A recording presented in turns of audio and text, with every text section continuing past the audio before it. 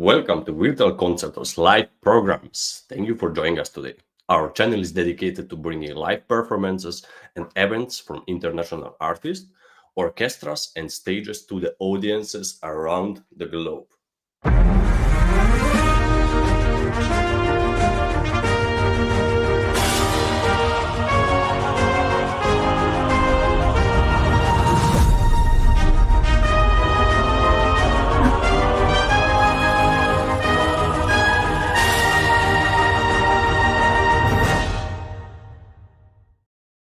My name is Krisztian Palagyi, and I will be your host today. Today, we are presenting already the second session of the Gala auditions, where musicians are auditioning for an opportunity to perform at the Weill Recital Halls at Carnegie Hall, in Gala concerts in New York City, and in Call Orchestra session performing as future solists with orchestras worldwide. But now, let's peek inside Carnegie Hall and take a quick look at the San Espressivo Galas.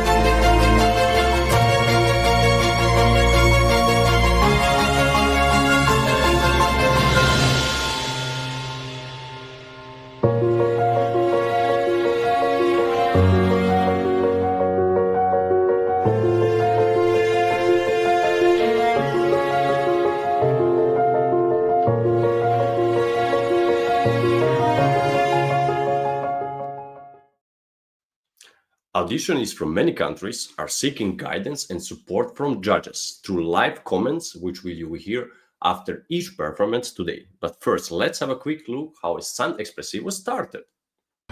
No matter where you are or who you are, music connects us all. We started with a dream, but now we are paving the future.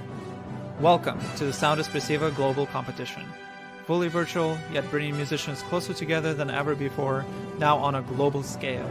True live, inclusivity, diversity, connection, community, an extraordinary array of judges. Get noticed by companies all over the world. Prizes, scholarships, performance opportunities. Apply to be a part of the most exciting congregation of artists like nothing you've ever seen before. We guarantee quality and leave no musician behind. We can't wait to hear you on the virtual stage. The Carnegie Gala and the Call Orchestra worldwide auditions are organized by Artist Ventures, San Espressivo, and Virtual Concert Halls in collaboration with Vocal Arts Management and Cicerone Music and Arts. Virtual Concert Halls is an internet TV broadcaster providing artists with a virtual stage and ability to reach audiences beyond the walls of conventional concert halls. Artist Venture organize events, tours all over the world. Vocal Arts Management focuses on casting singers for opera. Cicerone Music and Arts is a beauty publisher in Switzerland and Italy. And San Espressivo combines a competition and live performances experience. The goal of these auditions is to encourage, nurture, and reward musicians who are proactive about sharing their art and developing their careers. San Espressivo provides opportunities for musicians to discover their unique artistic voice, take initiative, present themselves on their own terms, and carve out their own career paths. There are no restrictions to how many auditions people can take, and there are opportunities to every stage of development and every aspiration. And now we invite the members of the jury to to join us in the broadcast in the studio. The first going to be today, Raffaello Livio Ponti. Maestro Raffaello Livio Ponti is an internationally acclaimed Italian conductor and music director of the Paducah Symphony Orchestra in the United States. Known for his dynamic presence, charismatic performance, and powerful music interpretations, he has led orchestras across Europe and America, from Rome to Venice to Buffalo and Austin. Winner of the Mario Giusella International Conductors Competition and the Bernard Adelstein Prize, Maestro Ponti continues to inspire audiences worldwide through his artistry, his passion for opera and symphonic repertoire, and his dedication for mentoring the next generation of musicians. Our next judge will be Raymond Fawzy. Raymond Fawzy is one of Egypt's leading clarinetists and serves as the principal clarinetist of the Cairo Opera Orchestra. A graduate of the Hayrai Institute of Music Conservatory in Cairo, he has appeared as a soloist and chamber musician across Europe, the Middle East, and the United States, performing with renowned ensembles such as the Cairo Symphony and the Biblioteca Alexandria Orchestra. In addition to his international performing career, he's also an active educator at the Higher Institute of Folk Arts. Next one, Ivan Violic, pianist and composer from Dubrovnik, Croatia, is a graduate of the Zagreb Academy of Music and the University of Music and Performing Arts in Graz. His performance includes appearances with the Dubrovnik Symphony Orchestra and the major Croatian festivals such as the Dubrovnik Summer Festival and the Zagreb Music Biennale. Ivan's compositions have been featured in leading contemporary music series and international projects. A passionate educator, he currently teaches at the Josip Hatze Music School and the collaboration with the Academy of Arts in the Croatian National Theatre Split. The next one, the fourth judge what we have today is Auguste Antonov, a Bulgarian-born pianist, studied in Bulgaria, France, and the United States, earning advanced degrees from the University of Kansas and Texas Christian University. Known of his passion for 20th and 21st century repertoire, he has premiered numerous contemporary works and performed widely across the US and Europe. He has appeared as soloist with the orchestras in France and America, performing concertos by Schumann, Rachmaninoff, Ravel, and Gershwin, among others. In addition to this performing career, he's a respected lecturer and educator for international competitions and currently serves on the faculty of the Conservatoire de Chateaubriand in France. So, hello everybody, welcome everybody. Hello. How are Hello. you? Nice to see Hello. so many judges in one place. It's so nice. From It's all over great the to see world. you all. Yeah, Rafael. Ciao, Rafael. You are from? You are Italian, but where I'm you? Italian.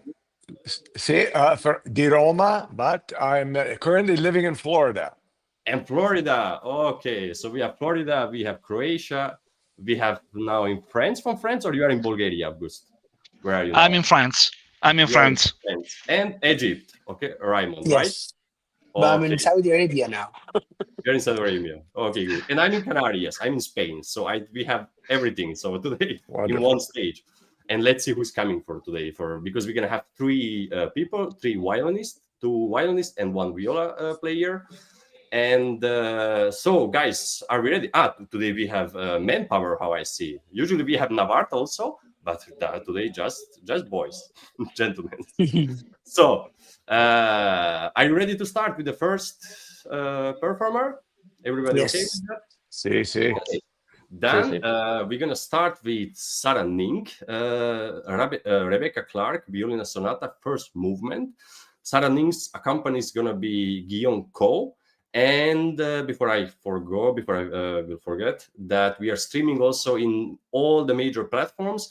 And if maybe somebody listening, your friend, your one of the family member, or your teacher, or your student, you can also comment live, and we're gonna put on the screen. So, Sara Ning, the stage is yours. Good luck.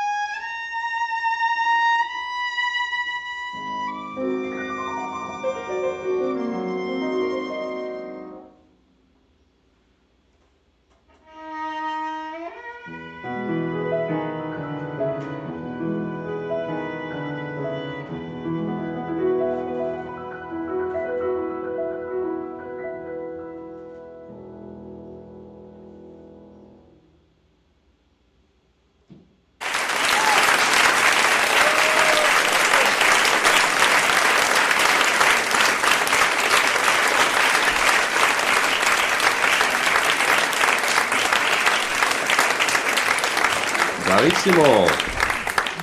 Thank you so much, Sara. Thank you so much. Where are you playing from today? Could you tell us, please? I'm in California right now, and I'm just in my home. Okay, thank you so much. Yeah, thank you for playing, and let's start because we have today a big group of judges. Somebody want to start? Rafael, maybe? Let's Sure, start with sure, you. sure. First of Okay, all, it's thank such a pleasure to be here today with such an esteemed panel of judges and great artists. So thank you for that. Also, it brings me great joy to hear young talent, and this is why this program is so important. And I'm just so happy to participate in this because this is the future, and I love to hear people who are still keeping this art form alive and flourishing and doing so beautifully. So congratulations to a wonderful performance, not only to you as the soloist, as the violist, but also to your pianist, because in a sonata form, like it is with a concerto and an orchestra and a conductor, it's really a team effort. And certainly this piece here is almost equally balanced, I think, between the viola voice and the piano. It's not so much just like this where it's an accompaniment figure. I feel this one to be really integrated closely, and I think my colleagues will agree. Now, first of all, compliments. Can you tell me a little bit about who is Clarke, the composer, and what does this piece feel to you? Clarke is like a contemporary composer, and when I first heard about her from my teacher, I thought the music was pretty eccentric, and that's kind of what drew me to it because, like, as I've been playing, I've only been playing like classical, like kind of romantic music, and I feel like this like was such a different style for me, and I really liked just kind of expanding what I have been playing, and I think that's something that has really helped me with my playing. Wonderful. I think although she was an English composer and must have been, obviously, she's obviously a great composer, must have been quite an accomplished violist to be able to write something so beautiful and to explore the instrument that much. Agreed? Now, although she's English, I feel French impressionistic music all through this whole thing. This is really French impressionism. I mean, I feel Debussy, I hear Debussy, I hear a bit of Ravel in there. Do you agree with that also? I do. I think that she's really versatile, and then I can really feel it through like the color changes, and that's what I really like about this piece. Yeah, it's a great piece. It's a great sonata. I think it's as important. It can be nestled in with Walton and Hindemith. I think it should take that foothold that strong in the repertoire. Now, playing by yourself is different than playing with a pianoforte that is a fixed pitch instrument. Even an orchestra can move things around pitch-wise a little bit for you, right? I think your sound is beautiful. You obviously play in an orchestra, is that correct? Yes. Okay, good. You have excellent technique. Your bow arm is wonderful. I love your sound. I would say soloistically, this piece could be, it starts off, I think if I remember correctly, impetuoso might be a word in the beginning. Is that correct? Yeah, that's correct. And then poco agitato later on. Is that correct also in the first movement? Yes, that's also correct. Okay, I don't have a score. I'm sorry. So it would be great if we could hear both of those two ideas in the beginning. Impetuoso, and then the poco agitato. I think it was all much too polite and wonderful. It's correct and great, but maybe that musical part of it can come forward a little bit more. And maybe you can show that off. And again, I see that orchestral on the string playing all the time. But I think maybe as an artist, as a soloist now, why don't you try coming off the string and really attacking some of that with that vibrato, that beautiful vibrato you had in that second section, and try to bring that to life. Would you be willing to play that second section just for me, the slow section, just a little bit? Where does that begin? And play, but play. Play it without the accompaniment first. Play it just by yourself first. Where's the slow section that you're? Just the part after the big introduction, after the big exposition, after when it slows down, the lyrical section, without piano, without piano.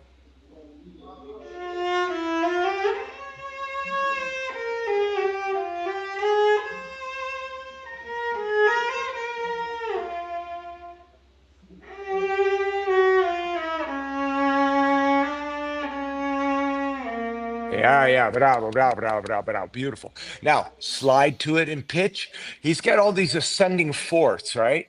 And then those seconds going down. And I have to tell you, they're hard to play in tune. Let's try it again. Think about the pitch and that beautiful sound. Do it again.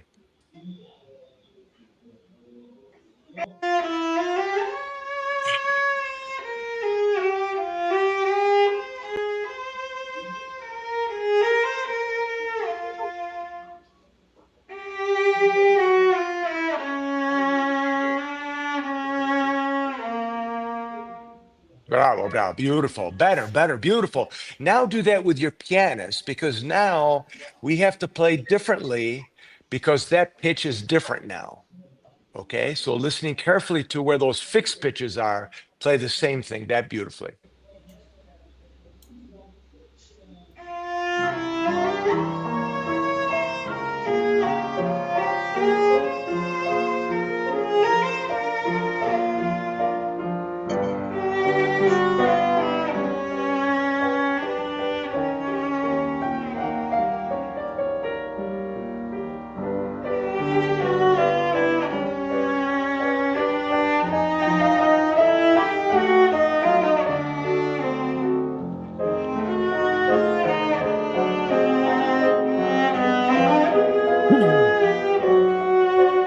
Bravo, bravo, bravo, bravo. Beautiful, beautiful, beautiful. It's much better just because you're listening and it's so beautiful. You have such a great sound, such great music. Just make sure that it's always in tune because people want to hear beautiful and in tune and lovely playing like that. And again, to my colleagues, I'm sorry to talk so much, but I just want to encourage this young artist. So thank you very much. Thank you.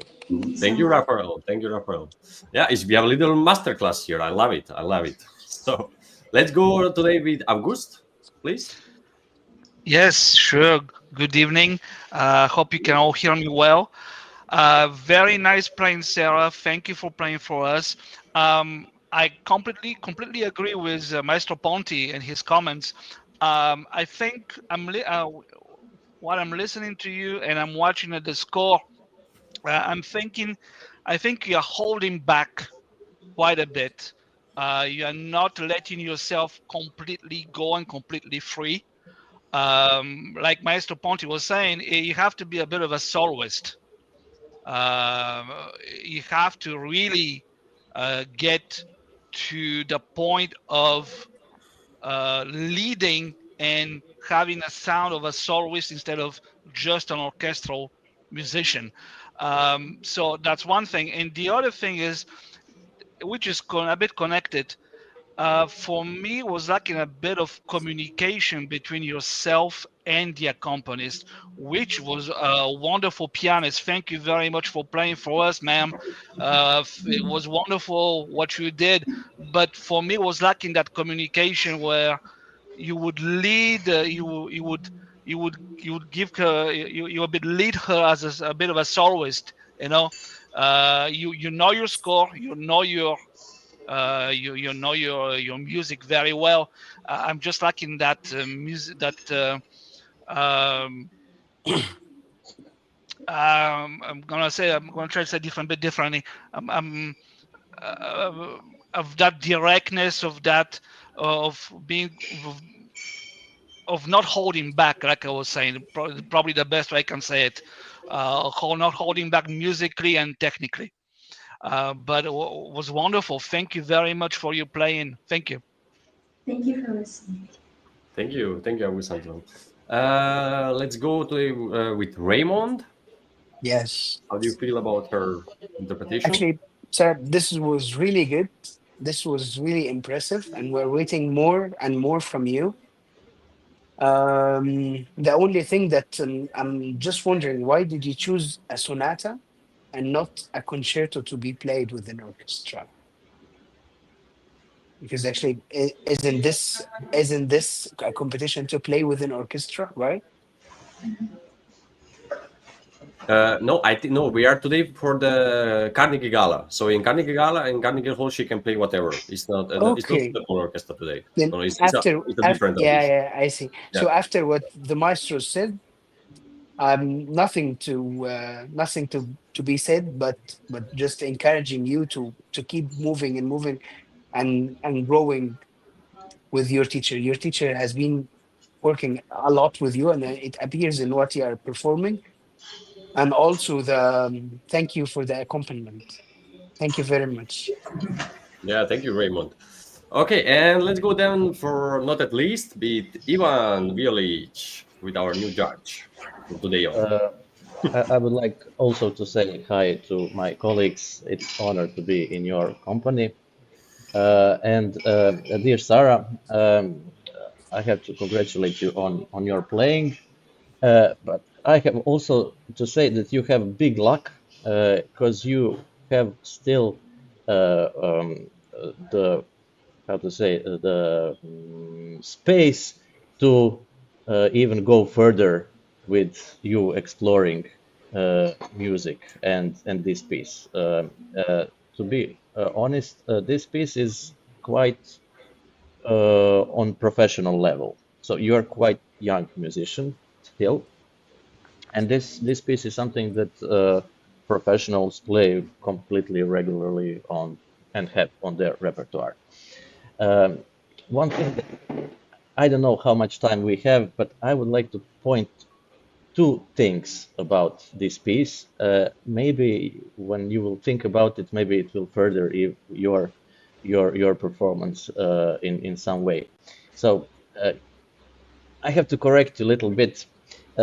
Kind of, you said that Rebecca Clarke is contemporary, and I, as a contemporary composer, I would have to little bit to kind of adjust your opinion, because I wouldn't say that she's contemporary. At least she's very rooted in romanticism and impressionism.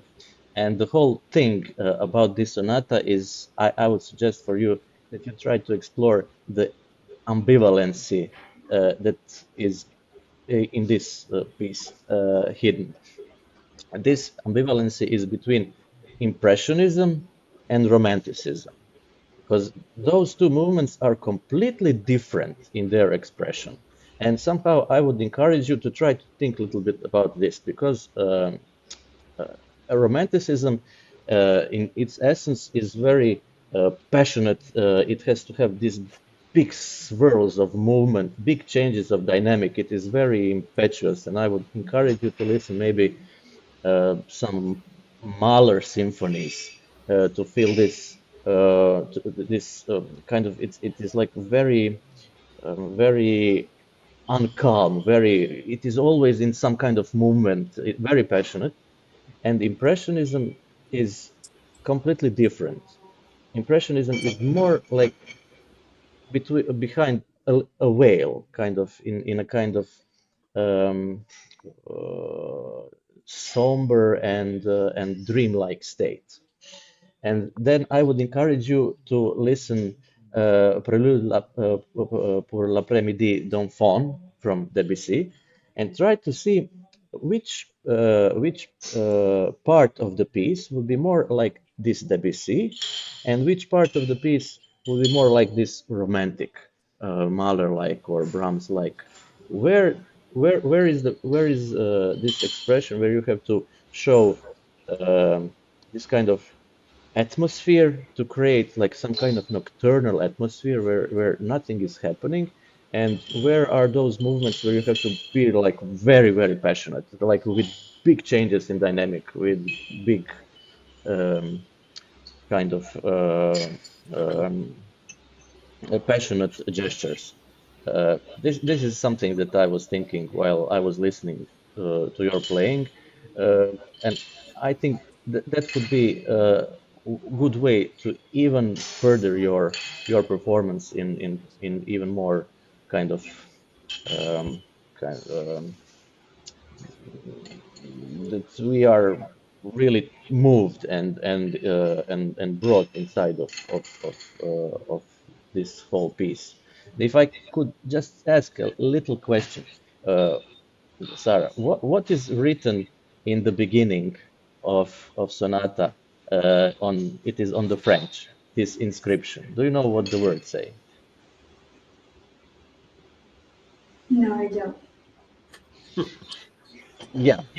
Well, it speaks. Well, you know, Sarah, it is very, very important to not only think about the notes and the technical aspects. Try to reach the piece from all different sides. If there is a book, read the book. If there is an inscription, read the inscription and try to think why. Why is it written? It speaks about youthfulness, which is fermented in a wine of gods. Ooh. This is the meaning.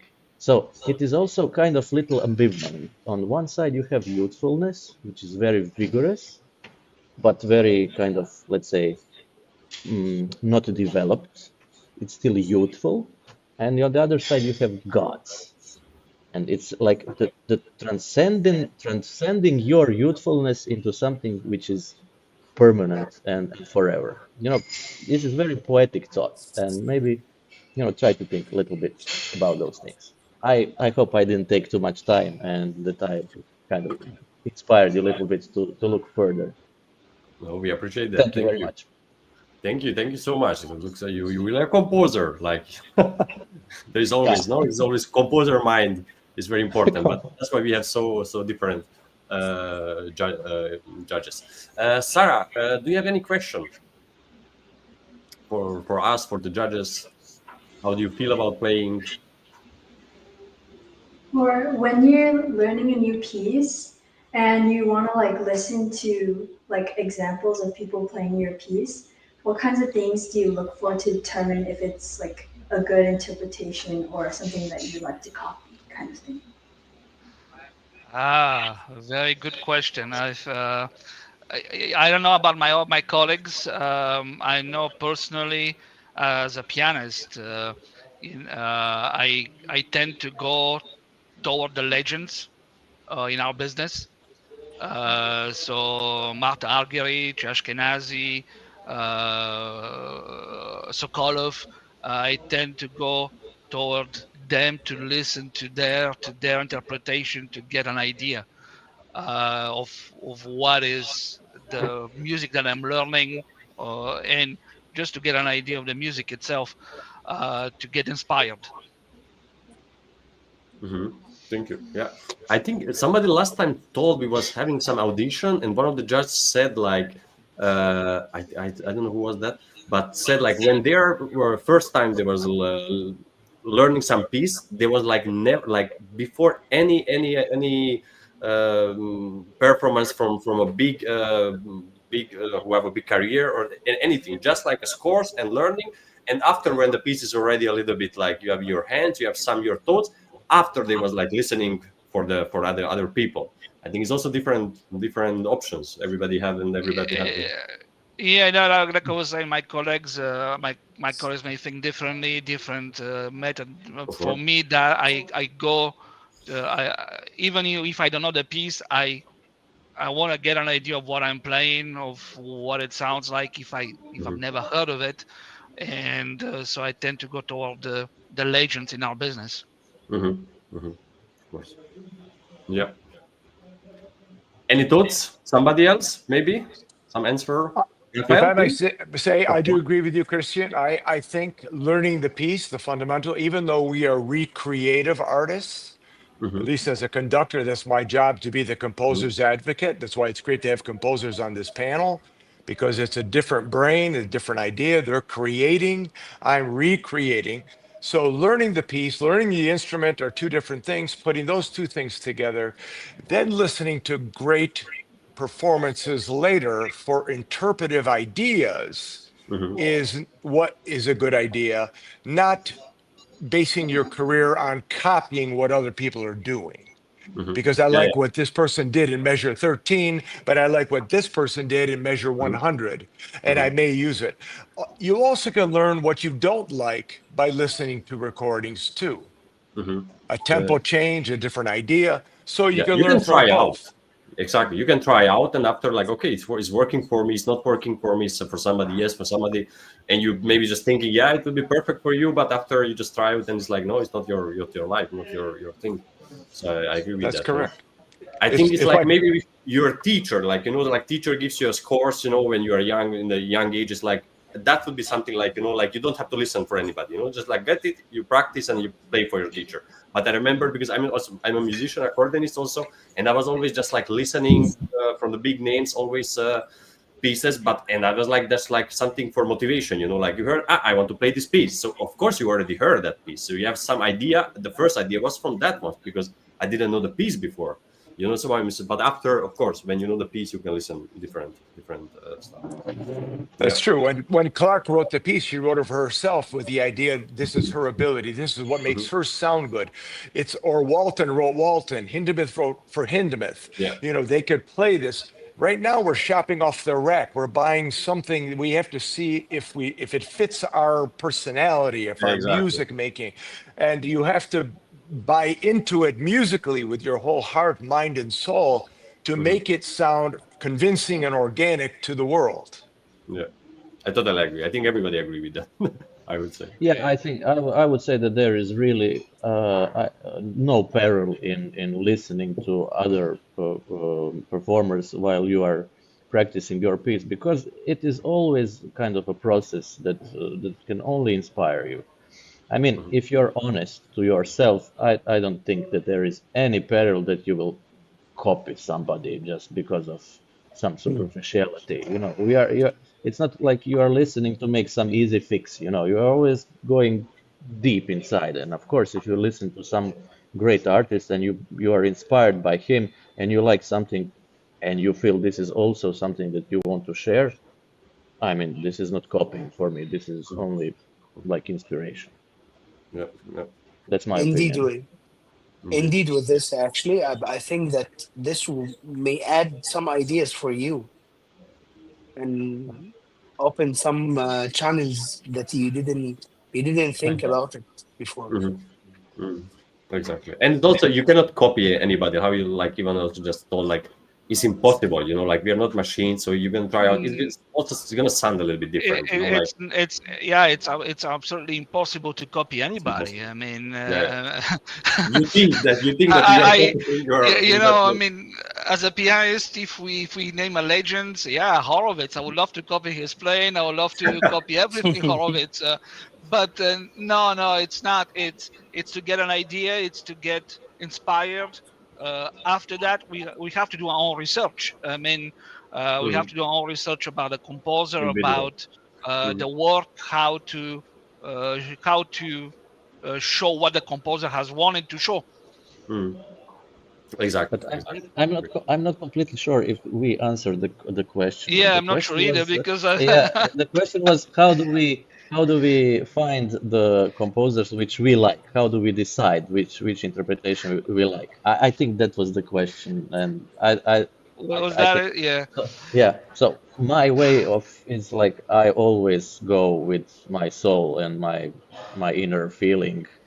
Like I try to assess some. I mean, it goes automatically. When I listen to someone and I feel touched, then it doesn't fail. I mean, it's completely like natural. Thank you, Sara. Do you have some answer now? What you like? what you? Yes. Okay. Thank you. So we have to go on. We have to go to the next contestant, to the next performer. Thank you so much, Sara. Again for your playing, for the auditioning, and for the judges, of course. I think it's very good start and very interesting. I think everybody can learn something. Me definitely. So the next one is gonna be Claire Li-Chang. He's gonna play Henry Wieniawski violin concerto number 2 in D minor, opus 22, just the first movement, and she's gonna play just solo without accompanist. So good luck, Claire.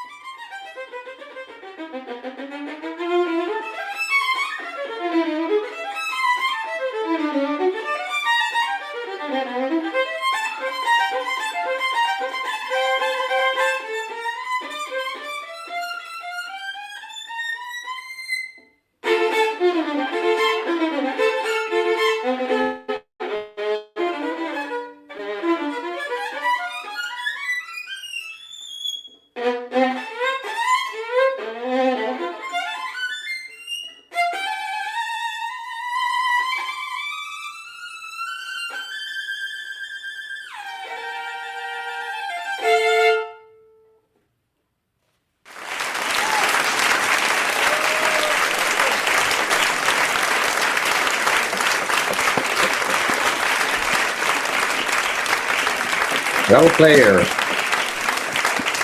Bravissimo. Thank you so much. Thank you so much, player. Let's start now with Auguste, please, about this famous concerto. Yep. Good day, good evening. Thank you for playing for us.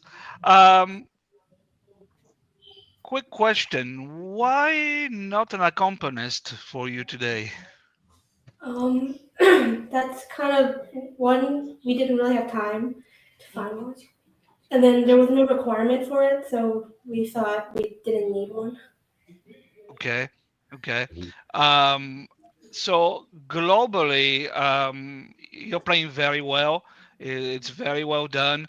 But to me, I'm lacking that communication, that exchange with the orchestra.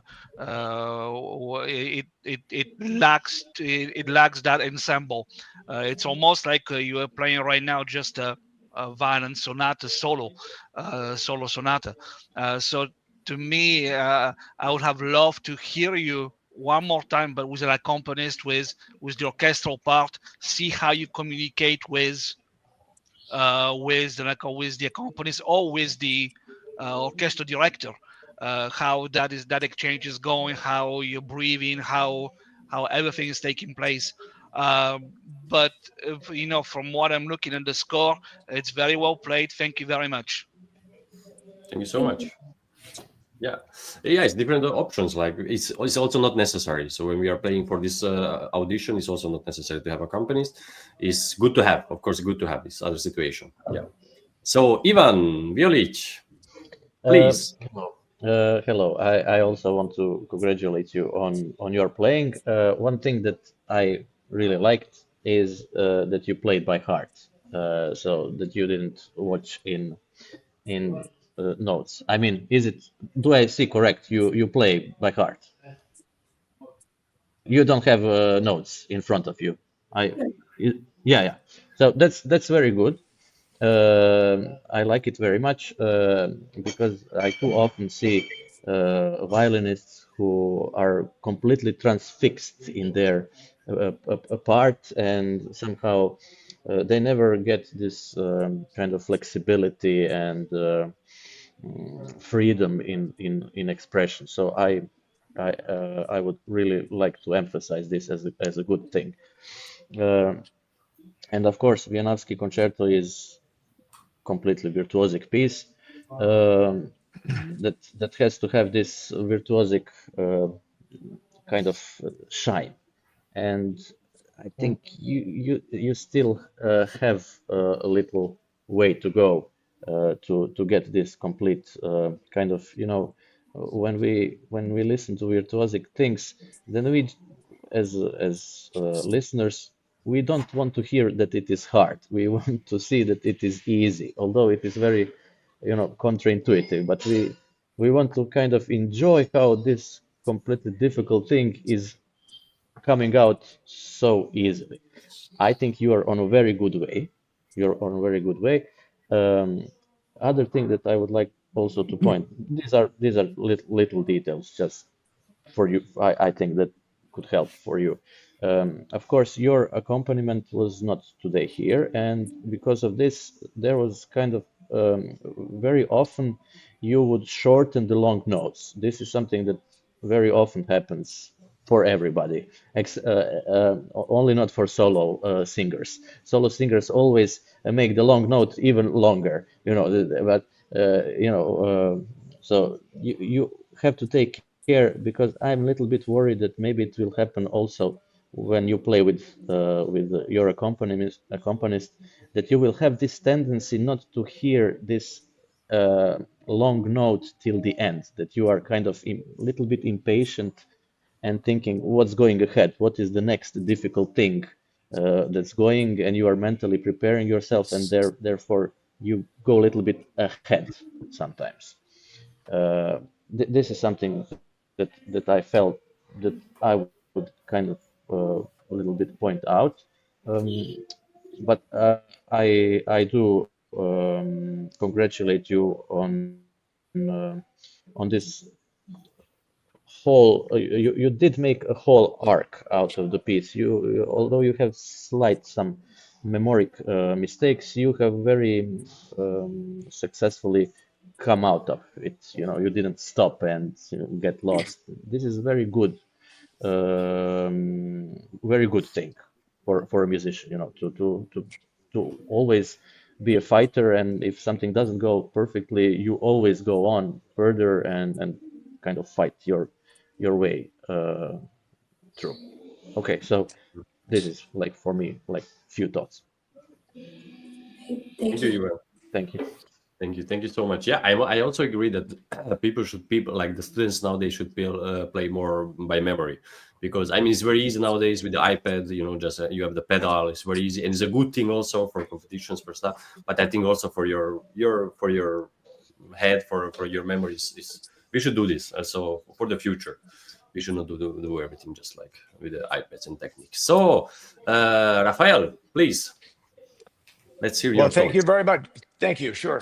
Brava, first of all. Okay. It's very difficult. We all know how difficult it is to stand up and play naked without an orchestra or without a pianist because you're totally exposed. So congratulations. And again, I think you have some really wonderful qualities, some beautiful virtuals.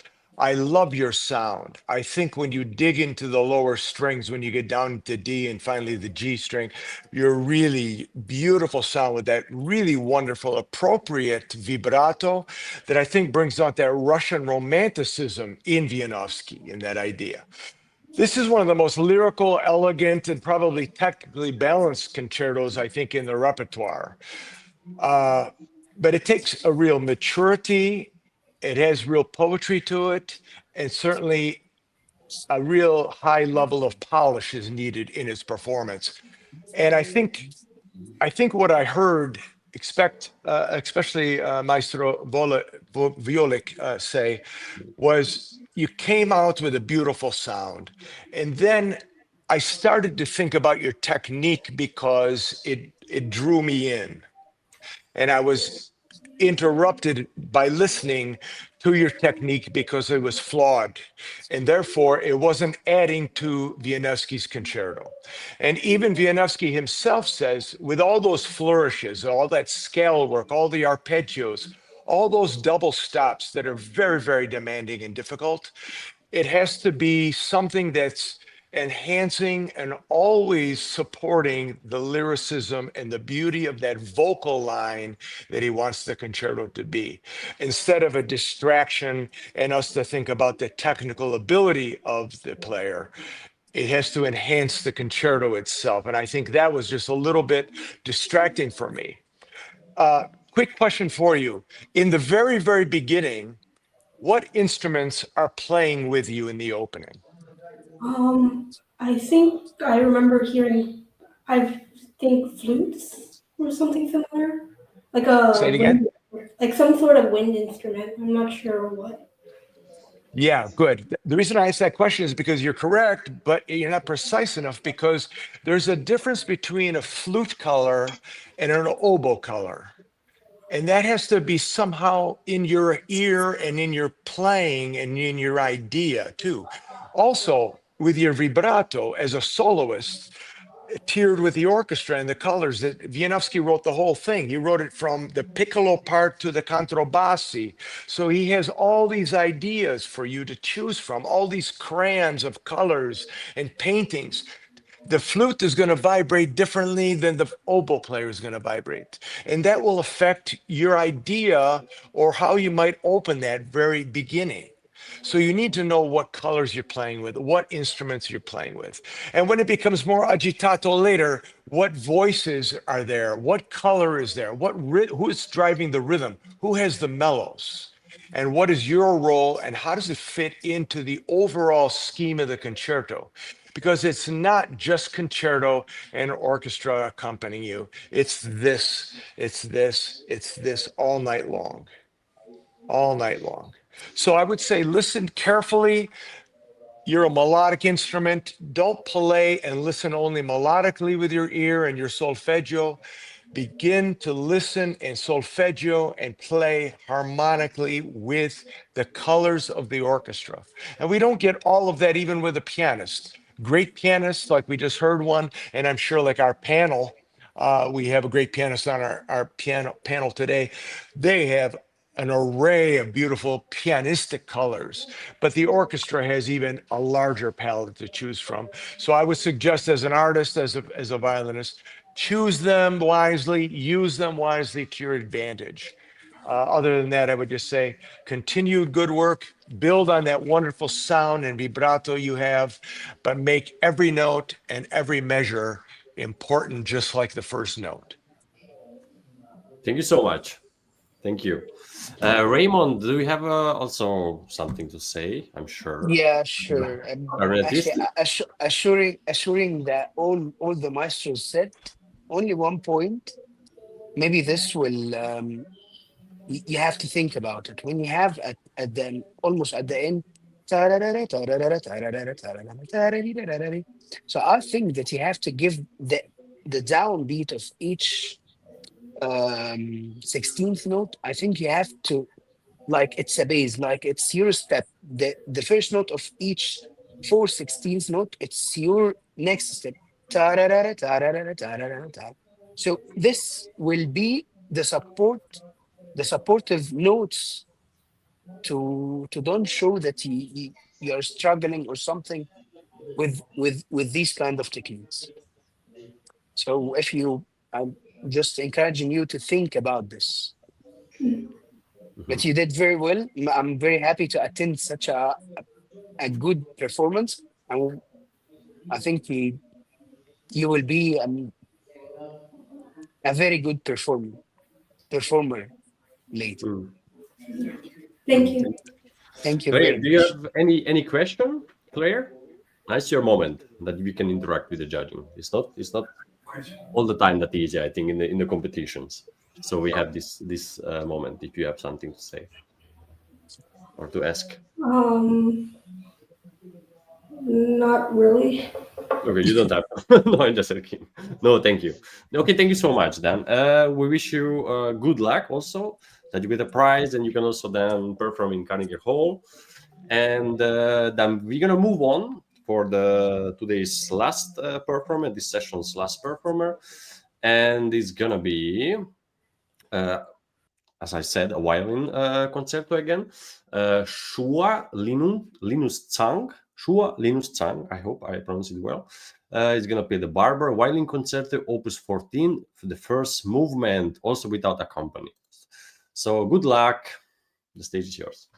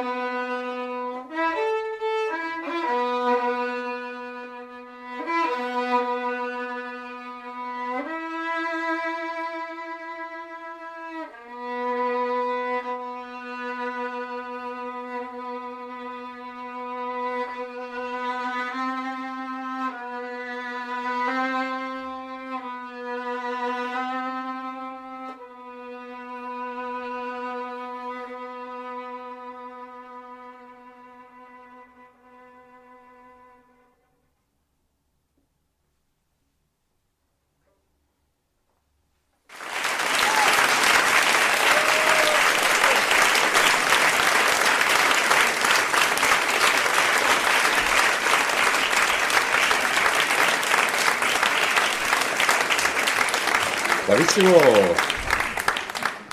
Thank you so much for your performing. Could you please pronounce your name that we don't say it the whole time wrong? Shuhuai Linus Zhang. Shuhuai Linus Zhang. Thank you so Mhm. much.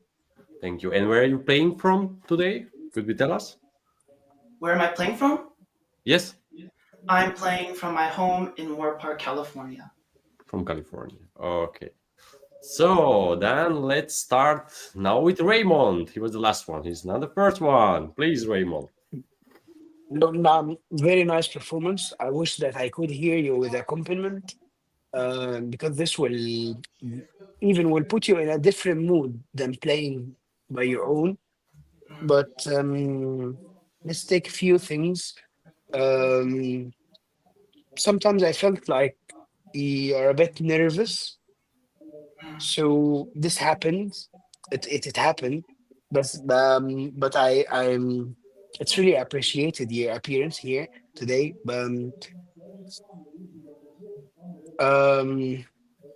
I wish that I couldn't hear that you are a bit struggling with the technique, because when you are nervous, it affects your playing. Of course, memorizing all of these, the whole movement that you are playing by heart, it's a really good and a really impressive effort. But also, if you play with accompaniment, I think it would actually it would put you in a completely different mood. So the conversation between your part and the accompaniment maybe will relieve your stress. But anyway, thank you very much, and you did a very good work today. Thank you. Thank you. Thank you, Raymond. Auguste, please. Sure. Good And what do you evening. think? Good day. Thank you for playing for us. I couldn't agree more with Mr. Fawzy, with my colleague. I think he mentioned the stress. I think we all can testify to that. That when we play as soloist, we're all stressed without any hesitation, without any problem. Uh, and I think what he was saying regarding the accompaniment is absolutely right. Playing with an orchestra or accompanist will allow you to breathe more, to relax more between, and that would help you technical issues. To me, what I also heard, and it's a bit of an issue, is sometimes your lack of accuracy as far as the accuracy of the notes. And I think that's impacted by your stress, obviously. So one thing I would recommend you, I'm not sure if my colleagues are familiar with the composer or not. Michael Colgrass wrote a book about performance anxiety. I would recommend for you to check it out. Same for our listeners and so those that are watching on YouTube. Check out the book. It's called Lessons with Kumi, and it talks about how to fight performance anxiety, how to be on stage and project confidence. So check it out. I think that will help you a lot. Mhm. Thank you so much. Thank you for recommendation. Raphael, please. Sure, my pleasure. First of all, Mr. Zhang, thank you so much. Very well done. Bravo. And I agree with both of my colleagues and would like to just build on that just for a second because, you know, they hand you a violin, you have the talent, you have the ability, you obviously have the desire to want to be a great violinist, a great musician, because you wouldn't be here if you weren't and didn't have the desire. So you sit in a practice room your whole life and you learn how to play the violin, but that's not enough, is what we're talking about here.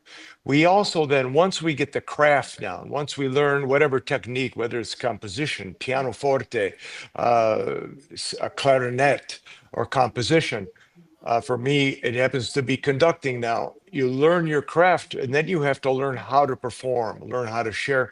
And we spend a lot more of our life in a practice room learning notes, scales, and arpeggios, and theory and ideas.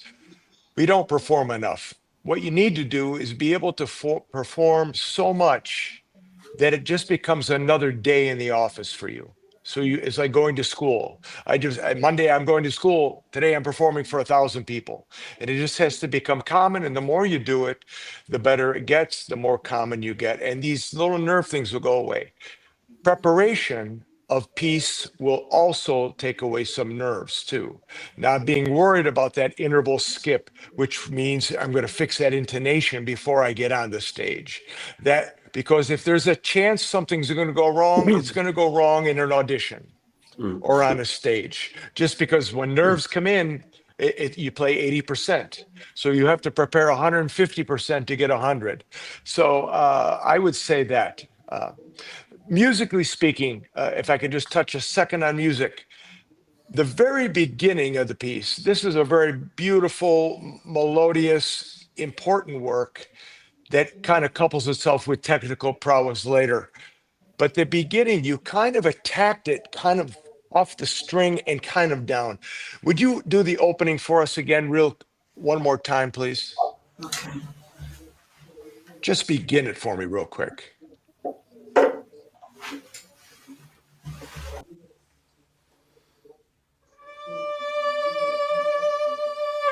Good. Bravo. First note's in tune. It's great. But there's so much you could do with that first note, and you're just sort of walking by this musical opportunity. Because this is bel canto. This whole first movement. First of all, the first and second movement, it was deemed too easy when it was first written. And the third one is it's too hard to play. It's kind of still the idea by some players, I think, okay? But that first note, you've kind of walked by all this idea. Why don't you do something with that note? Where does it peak? Where's the vibrato go? What color are you going to use? And what kind of bow speed? Do something different with the first note. Okay. Go ahead.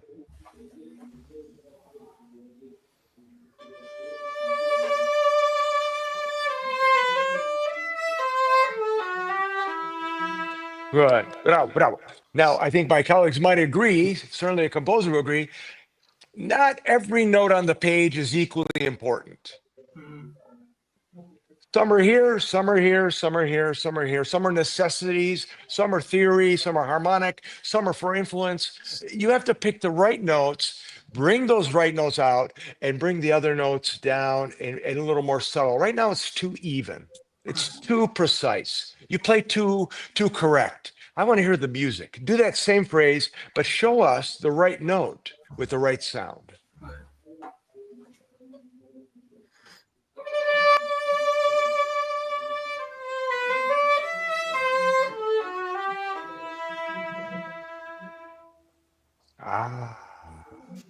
Now I want to hear the next phrase. You see, because you've just brought me in. I think we all would love to hear more of that. Okay. But you have to do that now for the next 11 minutes. Okay. Now next 11 minutes. You bring everything up to that level. Think about music on that level and every measure, every phrase, every note, and you're going to be wonderful. Thank you for today. Thank you for playing. Thank you. Thank you so much, Rafael. Thank you so much. Let's go on then with Ivan Violic, please, as a perspectival composer and pianist. Hello. I want to congratulate you also. What I like is also that you play by heart, and I would say I liked the way you had the tendency to have the melodic line connected. I didn't feel that your melodic line was what very often happens with big melodic lines, that they are cut into small pieces. I think you had quite good flow. Just maybe for you also, for your concentration and for your kind of expressivity, it would be, because if you look at the whole this first movement, it's one big melody. It's one big melody with few interceptions, interjections of some rhythmical material and some harmonically more ambivalent. But the majority of the piece is this big melodic line, and I think it suits you very nicely.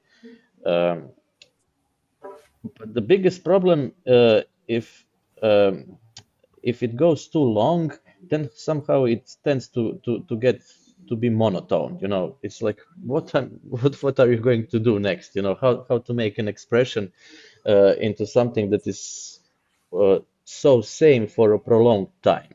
So I would encourage you to look what happens in the part and somehow try to find structures and episodes inside of the melodic line. So the melodic line is very big. It goes for, I don't know, 20, 30 bars. You know, it's really, really long melody, but things do change in the accompaniment and in the orchestra. And also, I would say that maybe those technical elements also need a little bit because there are not lot of them, and just because there are not a lot of them, you know, they really stick out. You know, if you have just few of those 16th movements notes that in the, you know, and if it's not very clearly articulated, then it really kind of, you know, points you in the eye or in the ear as you know what you like more to how to perceive it. And also there are some places which are harmonically very, very because Barber was a modern composer. Mhm. You know, he lived in the 20th century, but he had this romantic soul. But you know, but he did compose romantically, but he's still a little bit modernist, and you have to be aware of this, you know, and little bit look in the company and in the orchestra what's going on, because there is also very big problem with rhythmical combining. We couldn't see if it will work now because you play alone, but there is a kind of a danger uh, that those things are overlooked because this melodic thing is somehow in the first vision what you look, and you have to take care that everything fits together, you know, when you play with accompanists. I mean, did you play with accompanists do you do it regularly? Huh? Do you do it regularly? Do you play with accompanists? You had the opportunity to play with piano I have played with an accompanist 3 times already. 3 times. Okay. Okay. Did you study what is going on in his is in his things, and maybe even took the part of the orchestra and try to look what happens in the orchestra, what kind of texture, you know, because texture is something that Barber brings in this concerto. You have to be aware of those kind of, this is modernist way of thinking. You have to be aware of this modernist elements in this kind of romantic piece. So I don't know, have you done this? But I would encourage you, know, to study the piece and maybe find those kind of episodes that would help you to find the correct and even more expressive flow in this big melodic line. Okay. But thank you for your performance. Thank you. Thank you so much. Thank you so much, Ivan. Auguste, Auguste, No, do you have already it? said. Already. You Yeah. said already. That's okay. I don't forget, please. So, do you have any question? No. Why? No, anything? No. Okay.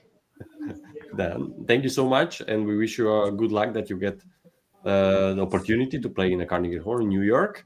And I think you had a great comments. I think everybody had a great comments today. I'm very happy about our judging panel. And also the new people. like Raphael and Ivan, the two new judging here, and also next day is gonna be with us. So I'm very looking forward. So thank you, Shulu. And I just before we finish this session, the today's session, I just want to give a quick look about our website, where I could you can take a look a little bit, explore what we have here. Let's explore together what you're gonna get if you will play in Carnegie Hall. You can click on the booklets here. It's a PDF, so you can see the last or one before the concert, how it looks like, with all the names, with the programs, with who we're working together, and also the new the dates, the orchestra names, the conductors who are working together, the judging. You have everything here up, also with the audition. If you play just solo, like playing a solo recital, or you're playing with the concerto with orchestra, composers, or you maybe with a quartet, if you are like some contemporary pieces, or any piece if you write, and it could be also played also in the Carnegie Hall. If you see all the repertoire what we had in the last concerts, how is everything working? So just take a quick look. It's a huge website. Also the other projects what we have here, with which orchestras, with the choral orchestra, we was working together, and we're gonna work in the future with them together. It's gonna be also soon our next audition, but still we don't know the final date.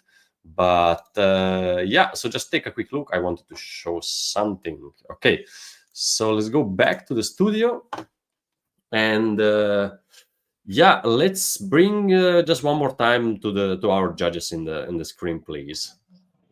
To see. Hello, everybody again. So, how you feel about today's audition? How it feels to be Raphael, Ivan, in the this format, online audition? Have you done something like this before, like online?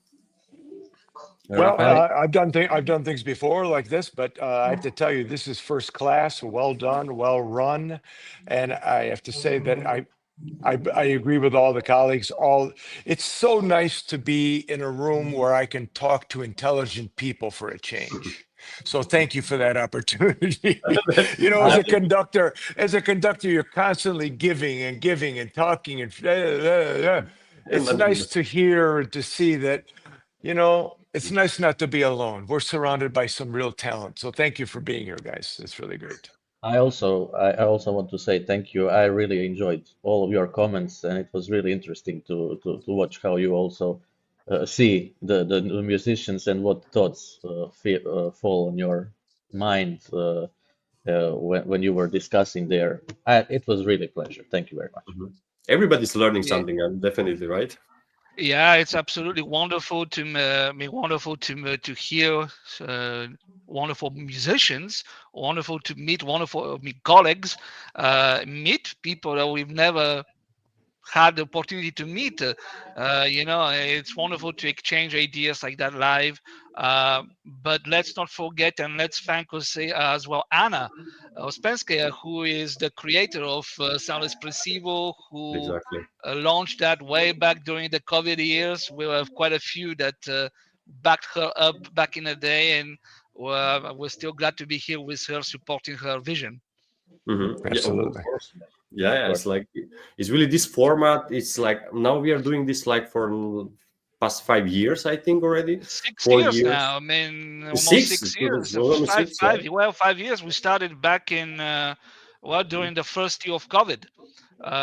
First year of COVID we started this, and it's been going strong every year since. We have wonderful judges coming in.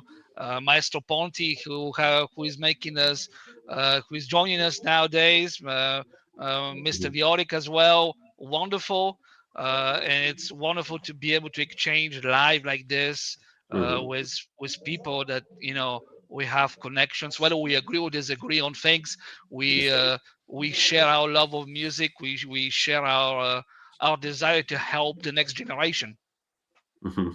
And the questions who played, because we are auditioning for Carnegie Hall, Weill Recital Hall, who played in Carnegie Hall from you, or your piece maybe for Ivan, Raphael, did you conduct it already in Carnegie Hall? Did you have the opportunity or still not?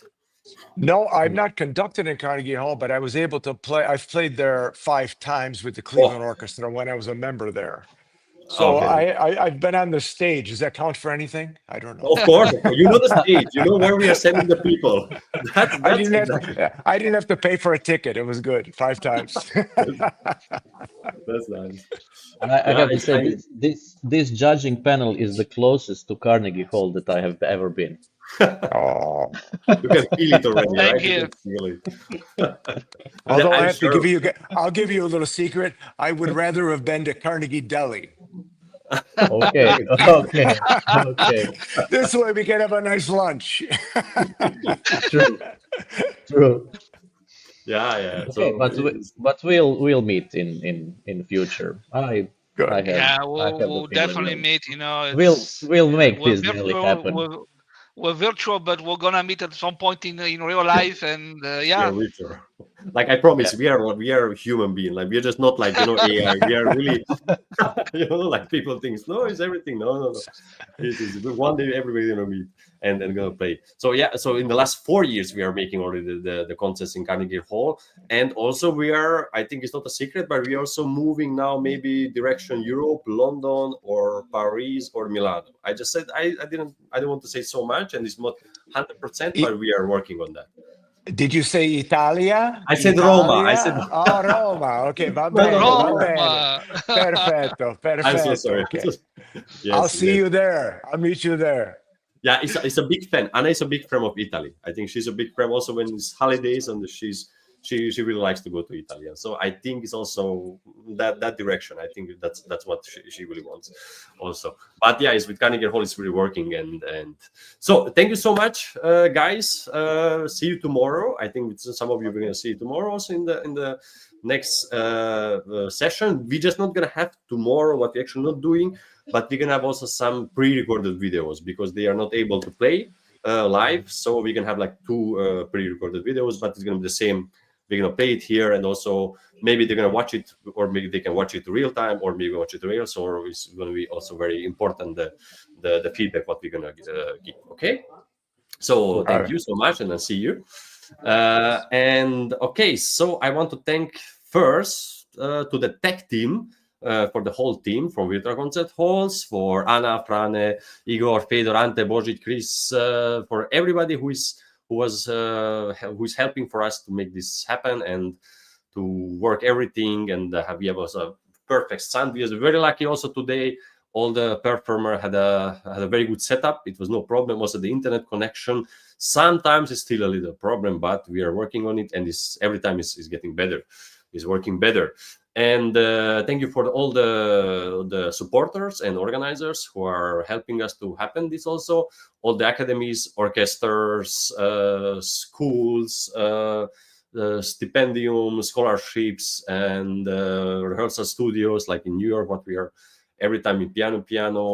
We are having a rehearsal before the Gala concerts with Orchestra Manhattan.